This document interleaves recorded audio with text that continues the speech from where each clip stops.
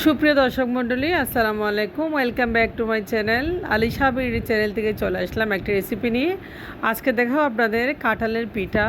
তো কাঁঠালের পিঠা আসলে খেতে অসম্ভব মজাদার, একটু সুস্বাদু। তো আমি চালের গুঁড়ি আর ময়দা দিয়ে কাঁঠালের পিঠাটা আপনাদের দেখাবো। ভিডিওটা ভালো লাগলে চ্যানেলটি সাবস্ক্রাইব করে রাখবেন আর একটা লাইক করতে অবশ্যই ভুলবেন না। তো একটা লাইক অবশ্যই করবেন। দেখেন এখানে কাঁঠাল নিয়ে নিয়েছি, কাঁঠালগুলো পাকা একদম টসটসে, খুবই মজাদার ছিল।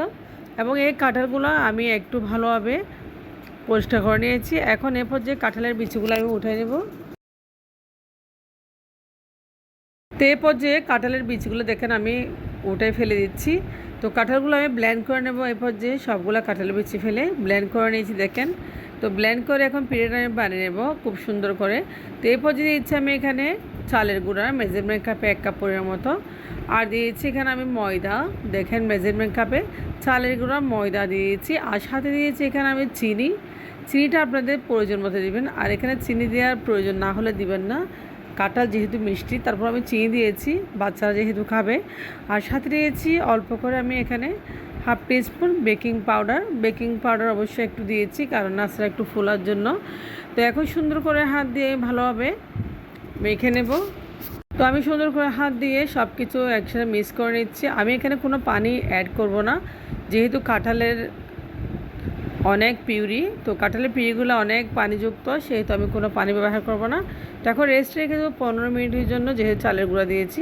15 মিনিট পরে চলে আসলাম, দেখেন কত সুন্দর সফট একটা ডো হয়ে গেছে। এখন এই পর্যায়ে আমি পিঠাটা বানিয়ে নেব। চুলায় অল্প তেল গরম করে নিয়েছি খুব সুন্দর করে, দেখেন। তো তেলটা যখন গরম হয়ে আছে আমি হাত দিয়ে একটা একটা করে পিঠার ব্যাটার দিয়েছি তেলের উপরে। তো এইভাবে পিঠাগুলো আমি বানিয়ে নেব। আশা করি আপনারা দেখে বুঝতে পারছেন। আর এই পিঠা অসম্ভব মজাদার, যেহেতু চালের গুঁড়া দিয়েছি। তো চালের গুঁড়ো অবশ্যই দিবেন, চালের গুঁড়ো দিলে পিঠাটা অবশ্যই মজা হয়। তো দেখেন আমি ভালোভাবে এখন এই পর্যায়ে খুব সুন্দর করে পিঠাটা বানিয়ে নেব। তো পিঠাটা দেখেন লালচে লালচে কালার হয়ে আসছে। এই পর্যায়ে লালচে যখন হয়ে গেছে পিঠাগুলো একটু নামিয়ে নেব চুলা থেকে। ফুলকো ফুলকো হয়েছে পিঠাগুলো, আর পিঠাগুলো চালের গুঁড়ি দেওয়াতে খুব সুন্দর হয়েছে। দেখেন পিঠাগুলো হয়ে গেছে, আমি চুলা থেকে নামিয়ে নিচ্ছি।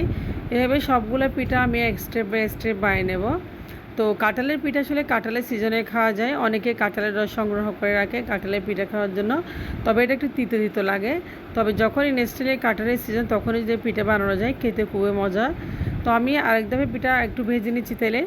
সবগুলো পিঠা আমি ভেজে নিব। আশা করি রেসিপিটা আপনার কাছে ভালো লাগছে। আর ভালো লাগলে লাইক কমেন্ট শেয়ার করবেন। আর যারা তো কমেন্ট ভিডিওটা দেখছেন তারা অবশ্যই আমার চ্যানেলটা সাবস্ক্রাইব করে পাশে থাকবেন, আর একটা লাইক করতে ভুলবেন না। আপনাদের একটা লাইক আমাকে অনেক দূরে এগিয়ে নিয়ে যাবে। তো এই পিঠাগুলো হয়ে গেছে মাশাআল্লাহ। আমি এই পিঠাগুলো একটু তেল ঝরিয়ে উঠিয়ে নেব। এভাবে সবগুলো পিঠা আমি বানিয়ে নেব। আর পিঠার কালারটা দুর্দান্ত একটু লালচে কালার হয়েছে মাশাআল্লাহ, দেখতে খুব ভালো লাগতেছে। এই পিঠাগুলো আমি নামিয়ে নেব খুব সুন্দর করে। দেখেন সবগুলো পিঠা হয়ে গেছে। তো আপনাদেরকে দেখাচ্ছি পিঠাগুলোর কালার কীরকম হয়েছে, অনেক সুন্দর হয়েছে। আর পিঠাগুলো খেতে দুর্দান্ত স্বাদের হয়েছে, একদম কেকের মতো হয়েছে। যেহেতু চালের গুঁড়া দিয়েছি, শুধু ময়দা দিলে হবে না। তো আজকের ভিডিও একটু পর্যন্ত। আল্লাহ হাফেজ।